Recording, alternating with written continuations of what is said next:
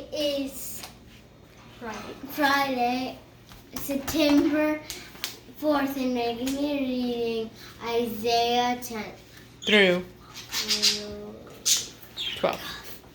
Good job, Joshua. Nice job, Joshua. All right. Are you ready, Gabriel? Me? Yes, you. Yes, I am. Are you ready, Matthew? Yes, I am. All right. No. So, 10 through 12. Chapter 10, Arrogant Assyria. Woe to those who legalize injustice and write oppressive legislation. You rip away the rights of the poor and prey upon the widows and orphans. What will come of you on your day of visitation when disaster comes from afar? To whom will you run for help? And what will you do then when all your great wealth? You'll have no option but to cringe among the captives or fall among the corpses of the slain. Yet despite all this, his anger has not subsided and his hand is poised to strike. Woe to arrogant Assyria, the rod of my anger. The club I place in the king's hand is my fury. I am the one who has sent him against a godless nation and ordered him to attack a people who anger me. I sent him to take the spoil and seize the plunder and to trample them down like dust in the street. But he has no clue what he's doing, and he has something else in mind. He plans on annihilating many nations and thinks, after all, I have made my executive commanders into kings. Calneh will be no different than Carchemish, whom I destroyed. I'll destroy Hamath as I did Arpad, and Samaria like Damascus. Since I was able to seize kingdoms full of idols and images more powerful and more impressive than those of Jerusalem and Samaria, won't I do the same thing to Jerusalem and Samaria and their idols? But when the Lord has carried out his purpose on Mount Zion and Jerusalem, he will punish the king of Assyria because of his overbearing arrogance and unrestrained pride. He boasted, "Look what I have done by the strength of my hand and by my wisdom. See how clever I am. I have erased the borders of nations and plundered their treasures. I have been like a mighty conqueror subduing those in strong fortresses. I seized their wealth as one who found an unprotected nest, as one who gathers eggs that have been left behind. So I gathered the wealth of the world, and the young birds could neither move a wing nor even open their mouths to peep. God decrees judgment on Assyria. Is the axe greater than the one who wields it? Is the saw greater than the one who cuts with it? Can the axe strike without a hand to move it? Can a lifeless wooden cane walk all by itself? Therefore, the sovereign Lord Yahweh, commander of angel armies, will send a devastating plague among Assyria's proud warriors. Yes, the glory of Assyria will be burned and go up in smoke. For the light of Israel will become a fire in their midst, and the Holy One will become a flame. He will consume the thorns and thistles of the Assyrian king in one day. The splendor of his forest and orchard will be completely destroyed, like a dying man fading away. The forest will have so few trees left that even a little boy could count them. Restoration promised.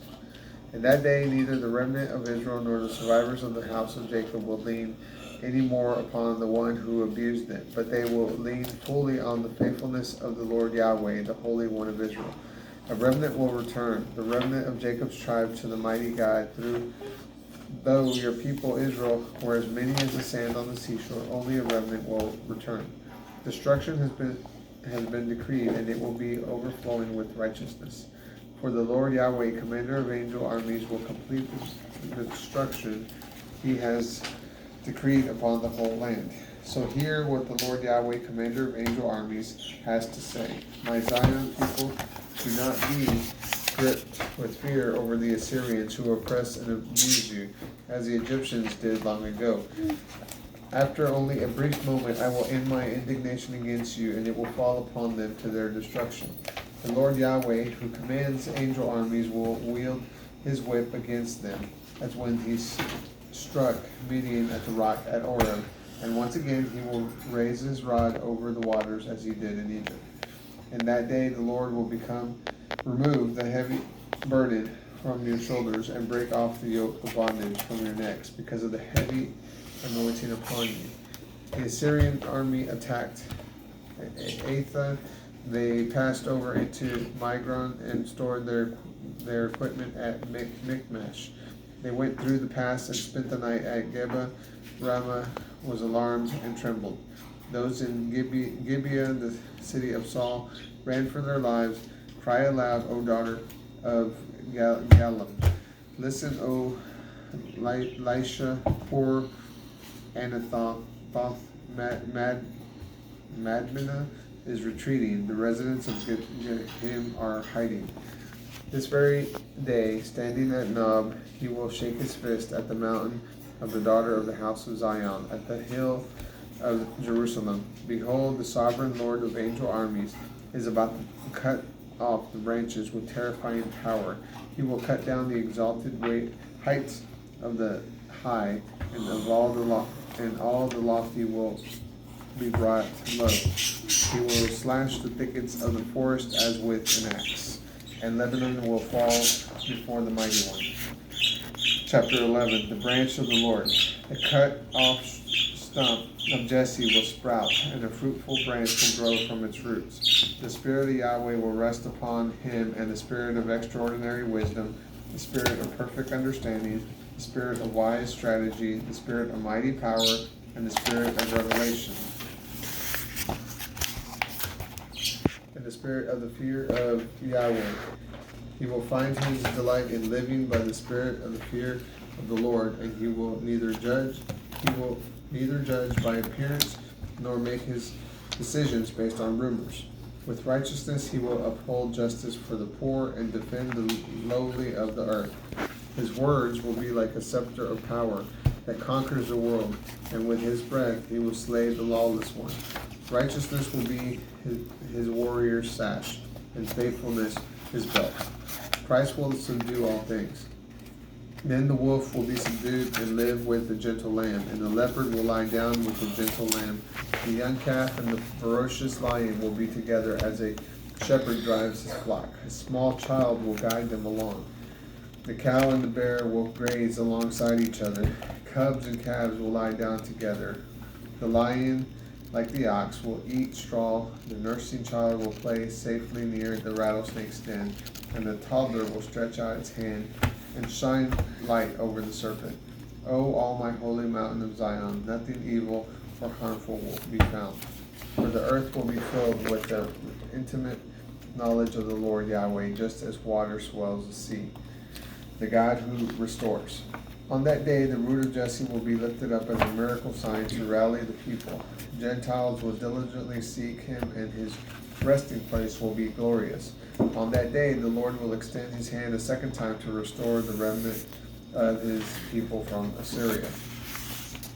Egypt, Pathos, Ethiopia, Iran, Iraq, Syria, and the coastlands of the sea. He will lift up a banner among the nations, and will gather the scattered Jews and assemble the outcasts of Israel from the four corners of the earth. Then Ephraim will be cleansed of envy, and those who are hostile to Judah will be cut off. Ephraim will no longer be jealous of Judah, and Judah will no longer be hostile toward Ephraim.